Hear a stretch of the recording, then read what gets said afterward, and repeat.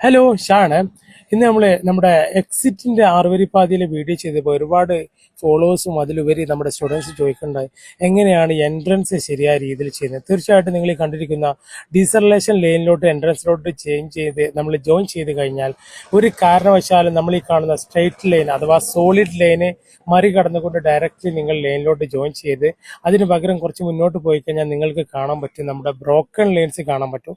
ഈ broken lines എത്തുന്നതിന് തൊട്ട് മുന്നേ തന്നെ നിങ്ങൾ സെൻറ്റർ മിററും സൈഡ് മിററും ഷോൾഡർ അഥവാ ബ്ലൈൻഡ് സ്പോട്ടും ചെക്ക് ചെയ്ത് ഇൻഡിക്കേറ്റർ നൽകിക്കൊണ്ടായിരിക്കണം നിങ്ങൾ ഈ ഒരു ലൈനിലോട്ട് ജോയിൻ ചെയ്യുന്നത്.